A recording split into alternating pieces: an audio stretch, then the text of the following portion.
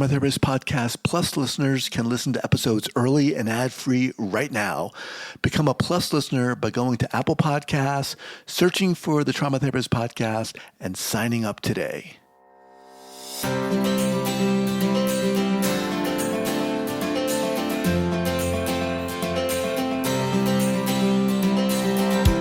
All right, welcome back to the Trauma Therapist Podcast. My name is Guy McPherson. My mission is to help trauma therapists be their incredible selves, to be human, to be real, not just a clinician. I'm a big believer in who we are is more important than what we know. And this requires cultivating authenticity, genuineness, and vulnerability, and that requires intention. You can learn more about my courses and workshops by going to thetraumatherapistproject.com. That's thetraumatherapistproject.com. Let's get started. So here we go. So 5, 4, 3, 2, and 1. All right, folks, welcome back to the podcast. Very excited to have as my guest today, Audrey White. Audrey, welcome. Thank you, Gay. I'm so excited to be here. Awesome. Appreciate you being here. So Audrey White is the CEO of the Grief Coach Academy and holds a Master of Public Health from the University of Michigan. She understands grief both professionally and personally. In 2020, Audrey lost 8 family members, including a mother. In 2022, her brother was tragically killed by his wife, who subsequently took her own life. Through her own journey of healing, Audrey has developed a deep compassion for those suffering from loss, setbacks, and grief. Audrey, welcome to the podcast. Thank you so much. So before we go in here, share with our listeners where you're from originally and where you are currently. So I am from a little tiny town in Michigan, grew up northern lower Michigan on the shores of Lake Huron, and lived there for a number of years and moved out to California. I'm in San Jose, California. I've been here for just over 21 years now. And this is home. And you just got back from Africa. And I just got back from Africa. How did you? Okay, well, let's take a little digression here. Why did you decide to go to Africa? So I reconnected with a friend that I knew in Michigan, and we had dropped off. We had actually worked together. You know how the universe works. I was in a bar in San Francisco watching the Michigan State game, and in walks this woman, and we're both like, gosh, I know you. And this is back in 2015. And it took us a while to put it together, but we had actually worked together on the statewide crisis lines when we were right out of college. This is back in, late 90s. And it was right before it was right after my daughter was born. So it was around 95, and hadn't seen her since. And one of the things that she loves to do is travel. And so I was raising, I had my babies young. And so I was busy raising my babies when I was little, when I was much younger. How's that? And she loves to put together trips. And so she put together this African safari. And she's like, who wants to go? And she always invites her tribe. And I said, yeah, it'll be my 55th birthday. I want to go. And I had committed to going. And this was a few months before my brother was killed. And I called her afterwards going, I don't know if I can commit to this. I don't know where I'm going to be at that time. I don't know what's going on. And she said to me, Audrey, you're going to need something to look forward to. You're going to need something for you, because you will get through this. And it's important for you to have something for yourself. And I said, I don't know. She goes, we're going to commit to this. Whatever you need, I'm here, and I will cover anything that you need. Jesus. I said, okay. And so it was the best thing, because it truly is. It's been this, and we'll go back and we'll talk about everything that happened, but to be able to celebrate my birthday there. And I took a little piece of John with me, my brother, and left him in the Serengeti and in the Indian Ocean. And so it was a magical way of having him with me on this journey of releasing him on my travels. And it has been very healing, very healing. So, yeah. Thank you for sharing that story. Uh, it, I mean, this just sounds so intense. How did this start for you? I mean, So let's see, how far back do you want to go?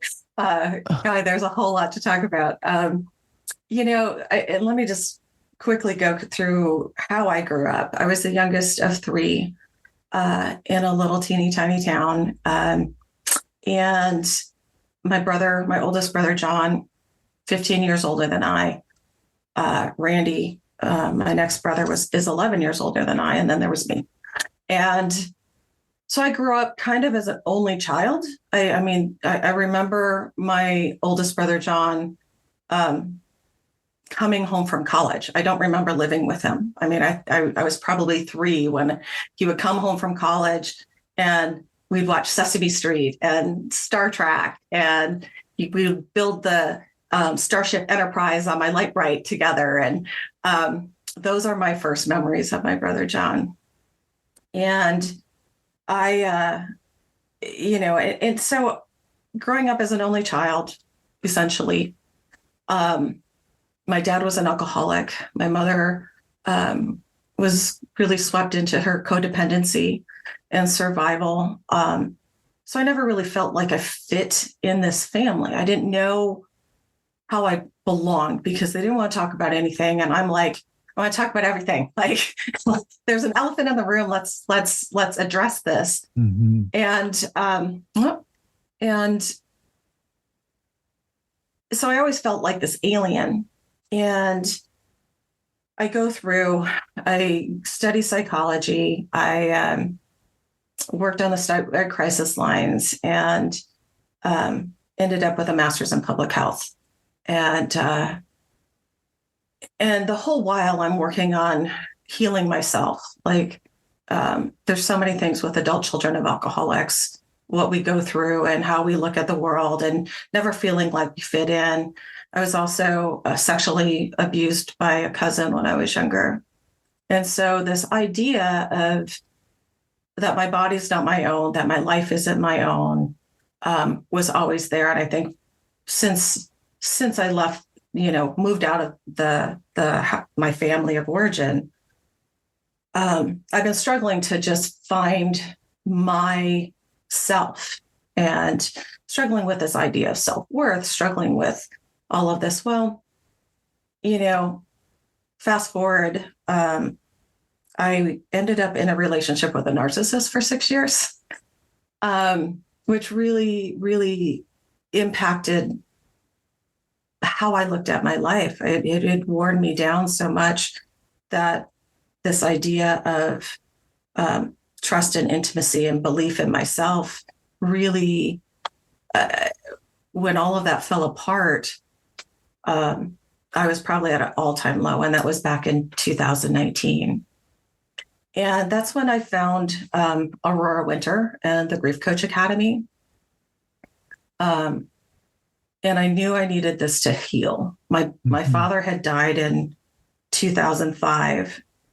And that was truly the first time that I understood why I was in this family. As he was dying, the doctor had told my mother, there's nothing more we can do. And I saw my mother just collapse in her chair, and I knelt down beside her and I said, Mom, that we got this. Like, death is just birth, and we're going to hold him, and we know how to do birth, and we're going to just birth him to the next, to what's next. And I don't know where those words came from, because it was something that it was almost this feeling of like, okay, I'm saying this, where did it come from? And so that night we had held vigil. We, sang and prayed and held him. It was really important for my mother to have my brother John get there in time to say goodbye to him before she was ready to let go. And as he entered the room, Mom fell apart, John fell apart. And I just walked over to my dad, and I put my hand on his heart, put my hand on the crown of his head, and just held him until he let go. And it was like, it was this innate knowing of how to do death and how to hold this. And that was in 2005. And then go through everything, went through this horrible breakup in 2019 that really cost me a lot of my self-worth at that point. I met Aurora Winter, who was the founder of the Grief Coach Academy. And I went, I've always wanted to go through and help people through grief and loss and death and dying. And it just never knew how to get there.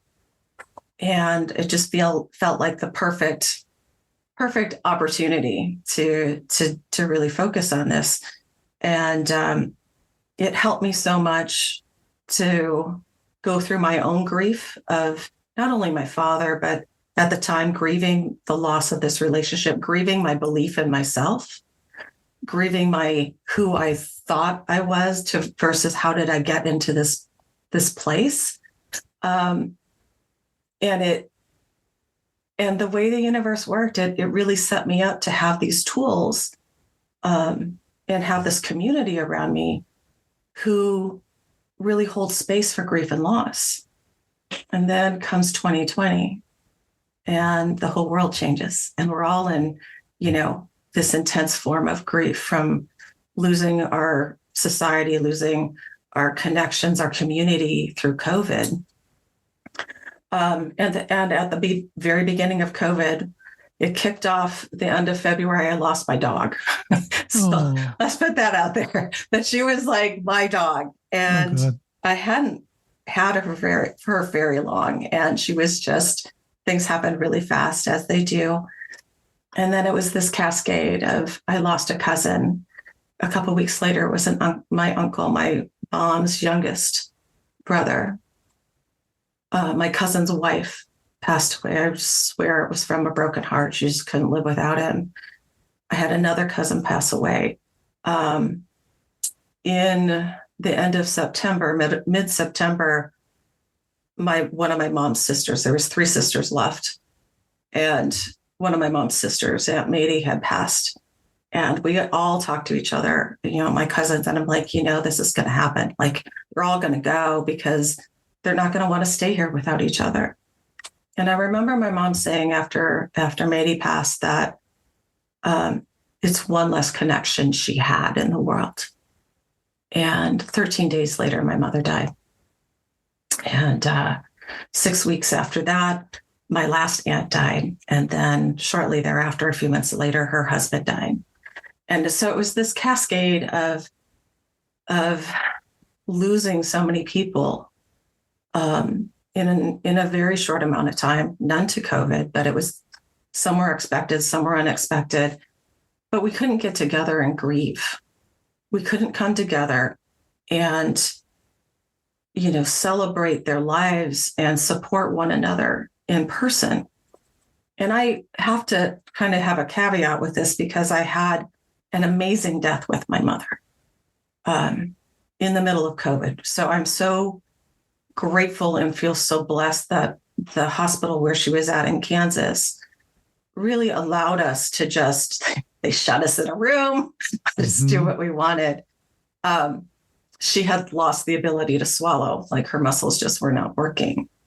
And I told my mother, I was with her and I'm watching all these tests that they're doing. And I'm like, this is it. I said, Mom, you can't eat. It's been days since you've eaten. You can no longer even swallow sips of water or ice chips. You're choking on this. And I said, we only have a matter of a few days at best. And are you ready to die? And she just looked at me and said, yes. It's like, well, all right.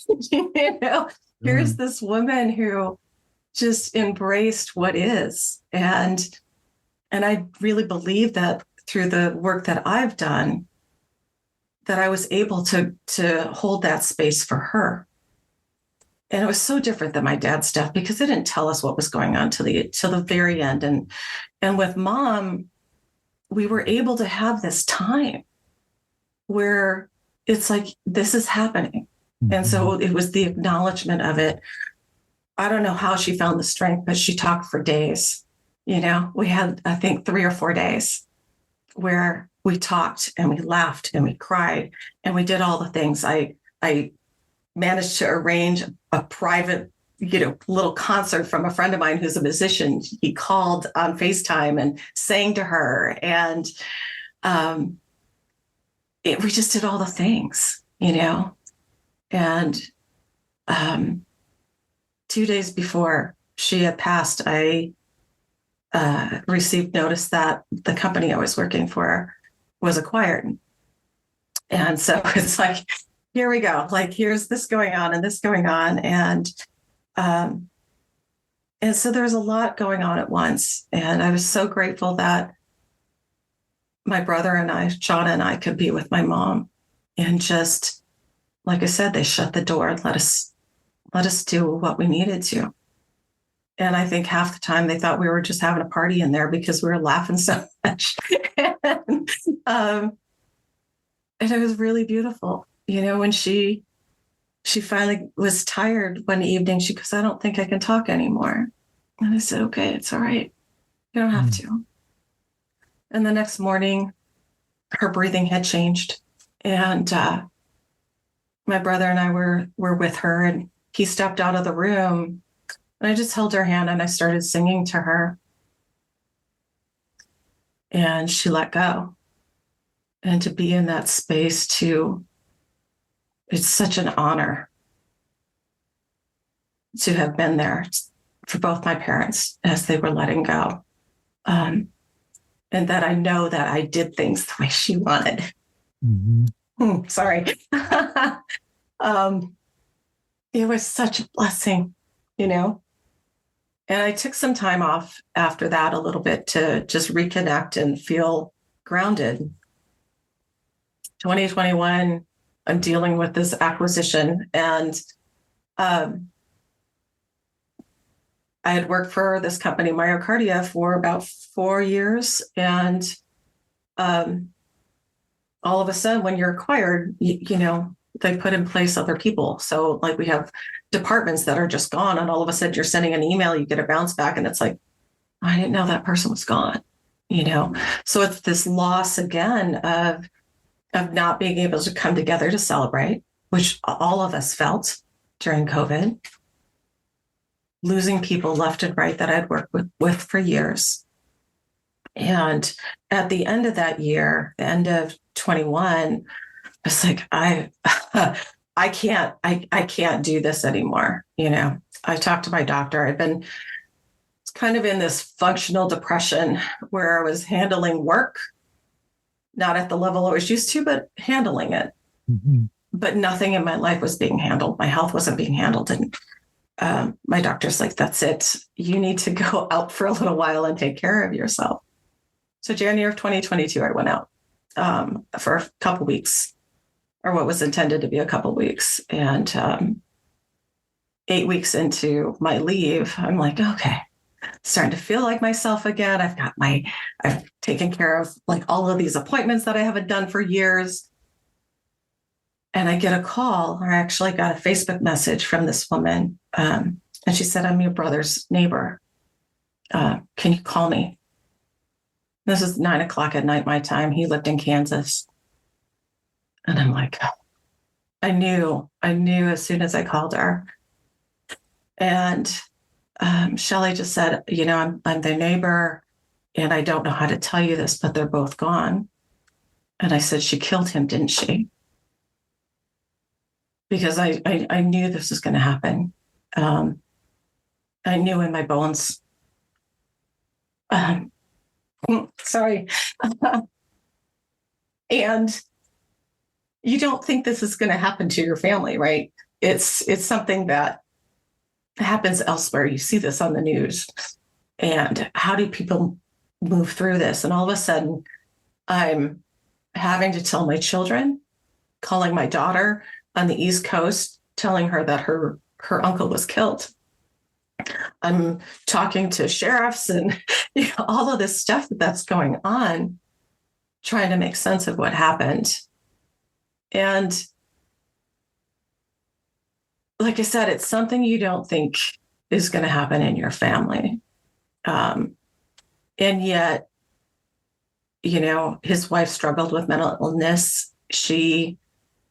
I could see she was spiraling. I had asked him to get the guns out of the house. God, he's like, no, it's fine. It's fine. Everything's locked up. So after that happened, I ended up having to go to Kansas to handle the estate. I was the only one, left in terms of the family. By that time, my little brother had, as I like to say, seceded from the family. He had dealt with his, I think, the issues of codependency and kind of the trauma that we grew up with. Each of us grew up with in his own way. And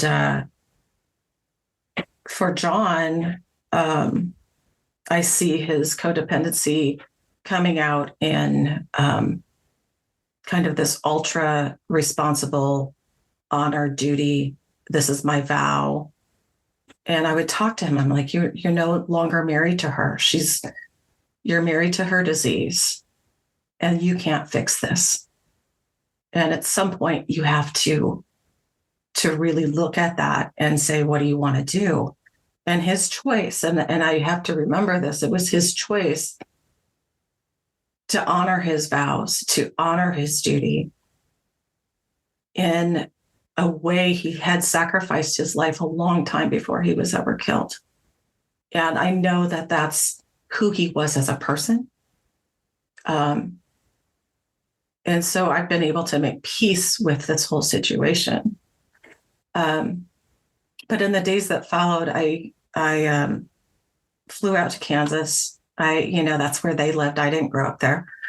Into a community that was grieving, and I knew that I needed to hold the space and honor my brother in the way that he lived his life. And in order to do that, I couldn't hold on to this anger that his wife killed him. So it was a very conscious choice. And what I know and what I believe is that anger and negative thoughts, if I'm harboring it against somebody else, it doesn't fall on them, it falls on me. And it was a very conscious thing to say, if I allow this anger, if I can't release this, it's going to destroy my life. I'm sacrificing my life. My brother's already sacrificed his. I don't need to do this. So, I let that go as best I could in the moment, and really showed up in this community who really thought that this was she had a mental break. And it was like, this was intentional. This was planned. This was premeditated. And walking that line of speaking the truth, but with love and compassion, because all these people are grieving. Mm-hmm. And that's how I got here. That's been my life. And so that was March 21st of 2022. So, wow. You have a really beautiful way of articulating your story and your experience. How do you define grieving? What is it? What is grieving? Well, I think for me, it's that love that you have for someone doesn't go away. You just don't know how to, they're no longer here to interact with. And how do you move forward in a life without them? I felt like, especially after my brother passed,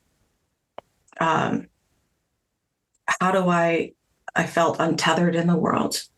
I felt like this orphan. He's who I would turn to. I was who he turned to. Like, we were each other's rocks in this world, and each other's ties to our past and our history.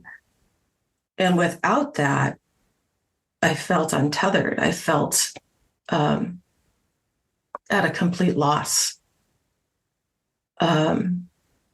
So this grieving, it's missing all the little things, the sound of his voice. And I'm so glad that I kept some of his messages on my phone. I one of those people that don't delete anything. And so I'm so grateful because I get to hear him say happy birthday to me. But it's finding a way to live in the world without your person, Mm-hmm. without that connection. And then it's the realization, and what I know for myself and my belief is that we're all energy and vibration. Everything, energy and vibration. We just are in the solid form. Energy can't be destroyed. This is one of the things that I said when I did his celebration, his life celebration. This energy can't be destroyed. It just simply changes form. So he's here. He hasn't gone anywhere. I just forget that he hasn't gone, and that I can talk to him, and he sends me bird feathers all the time. He was a birder. And so I find them everywhere. And so it's learning to communicate and learning to feel that connection where we once could see that person and hear that person on the phone, to realize that we can sense that person and that love, because it doesn't leave us. We just forget. What does it mean when people say, I'm not grieving, or someone says to someone, you're not grieving. You're doing everything but grieving this loss or this person. Go ahead. For me, grief is so individual. There are days when I couldn't get out of bed, no one else can judge what you do for your own healing. And yeah, there's times when you have to cocoon up and go into your cave, and all you can do is learn to breathe again. No one else has a right to judge how you grieve.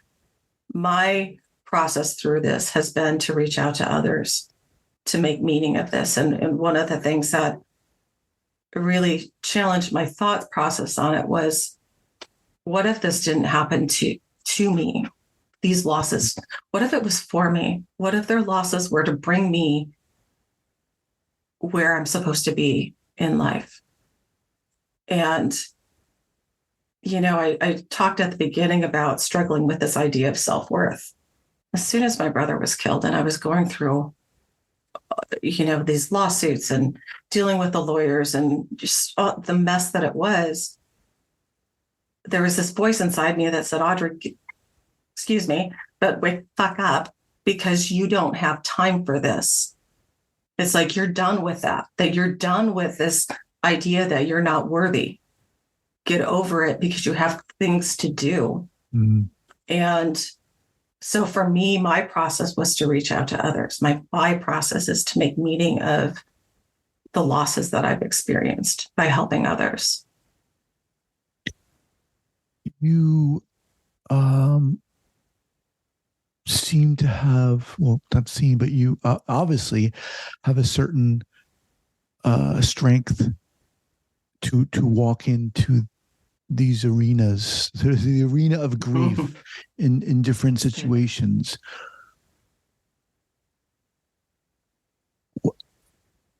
What part of that was intentional? I mean, you talked about your upbringing and then the chaos there, but not everyone comes out of it doing what you're doing. How did this become intentional for you? I in a way, I think I wish I knew. But what I think I'm finding is that I just have this inner core of belief that we're all in this together. None of us gets out of this alive. we, in our society especially, we don't talk about grief. And we do everything that we can to live longer, to prolong life, to think about it in terms of quantity versus quality. And we don't talk about these things. And I think maybe that's it, Guy. It's just now it kind of hit me, this idea that when I was little, I always wanted to talk about everything. I wanted to talk about what was hidden in the room that nobody else wanted to talk about. And maybe that's it, that I want to talk about these things. I want people to feel like there's a space where they can be heard, or maybe no one else wants to hear it, or you feel like they don't, or they don't know how to respond to you. That doesn't scare me. In fact, bring it on. This is what life is. This is what's real, is how do we move through the things that happen in our lives? And, it's not just grieving the loss of people. It's grieving the loss of our childhood. It's grieving the loss of our sense of self. It's grieving the loss of a job. It's grieving the loss of coworkers, and having the survival guilt of not being the one who's caught in a layoff. There's so much that we grieve. I and every time I talk to people, I'm always in awe of what they're dealing with behind the scenes, right? If I'm honored and lucky enough for people to open up to me, I hear about the fact that their son was killed by their ex's boyfriend. I hear about, they're caretaking their parents because one has dementia, one has ALS. I hear about going through a breast cancer diagnosis. All of these things people are dealing with all the time. Where can they go to really honor their grief so that they can talk about it, to hold space, to have some tools to move through it, to grow around it so that you can carry this? Because everybody has this. Mm-hmm. And if you haven't, you will. There is a statement in a book called the title's gonna, it's by Francis Weller. And in there, I think, is The Wild Side of Sorrow. He says, everything you love, you will lose.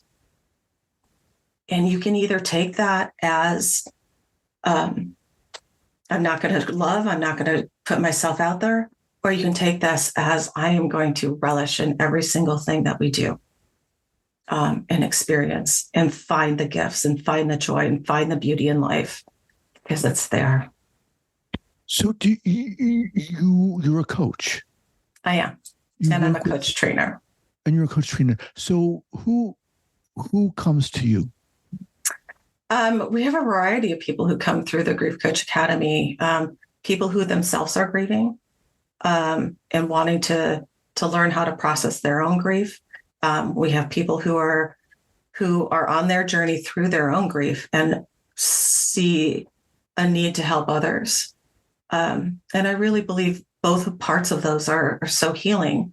And a lot of people who come into the Grief Coach Academy may not have any thought at first that this is something that they want to do. And then through the process, they see how it has changed them, their own lives, and brought them peace.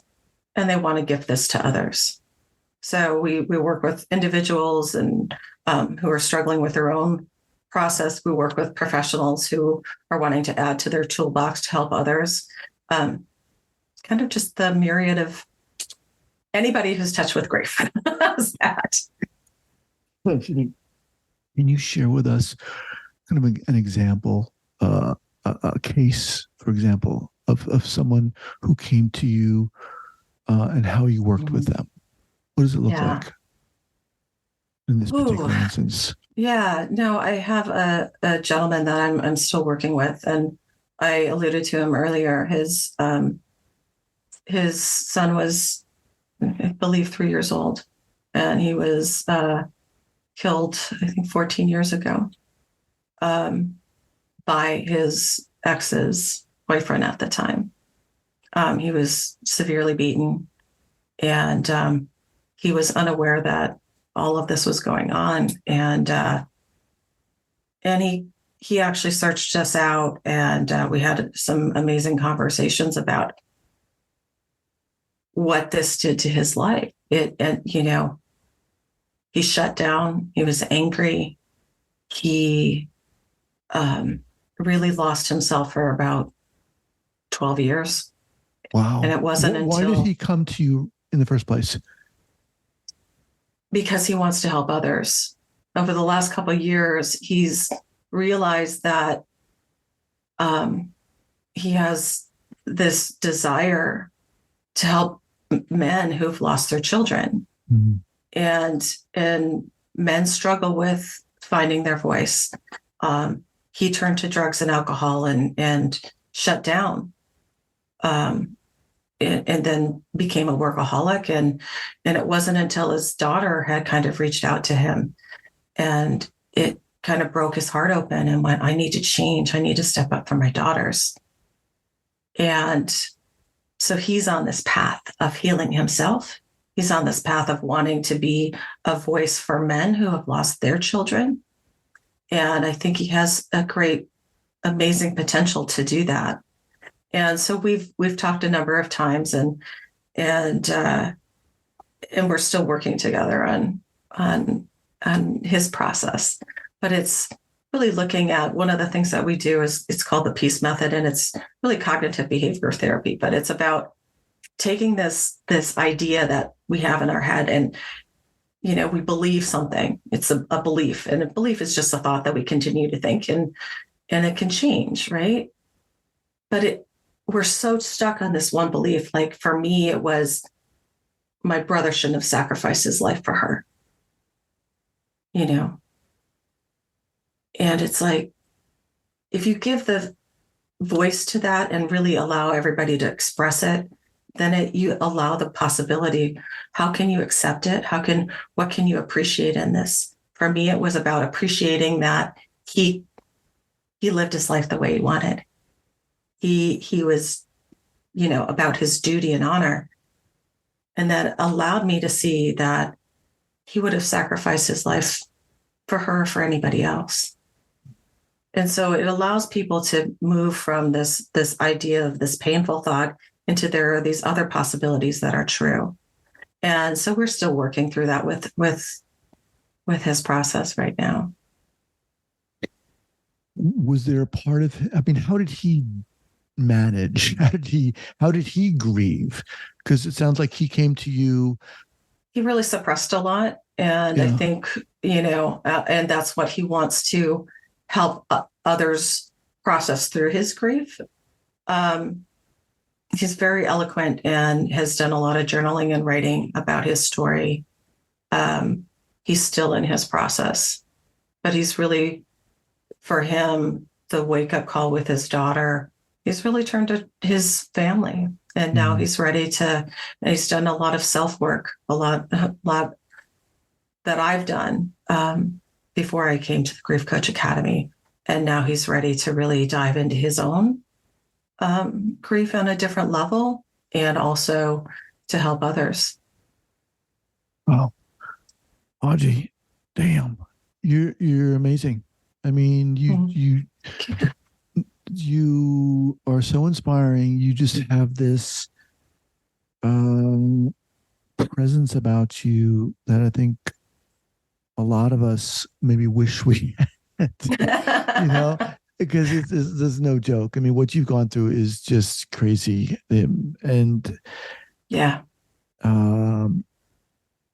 Just thank you for being here. Thank you. How do people learn more about what you're doing and reach out to you? They can go to our website, my website called the Grief Coach Academy. So it's griefcoachacademy.com. On there, they can sign up to get some free videos. I'm going through a little bit of a process of restructuring our training. So I don't have a next training date, but we will soon. But through there, you can reach out to me, book a call. I hold weekly calls on Wednesday night that anybody can call into. Oh. We hop on Zoom and talk about a little bit about the Grief Coach Academy, and also whatever's alive in whoever's online with me. What's alive for them. Let's talk about it. Let's go through what's coming up, and find that support in each other, because we're all in this together. Yeah. So, and they can also find me on Instagram, TikTok. It's Grief Coach Academy, or at Grief Coach Academy, and also at Audrey Laura White. And yeah. We'll have that linked up with the show notes page here at the traumatherapistpodcast.com. Audrey, love to have you back. I would love to be back, Guy. Yeah, awesome. Awesome meeting you. And thank you for what you're doing. Thank you. Thank you for this forum. Thank you for helping amplify my voice in this story, and ultimately to help others through their grief. Yeah, you're welcome. We'll be in touch. All right. Bye-bye. Thank you.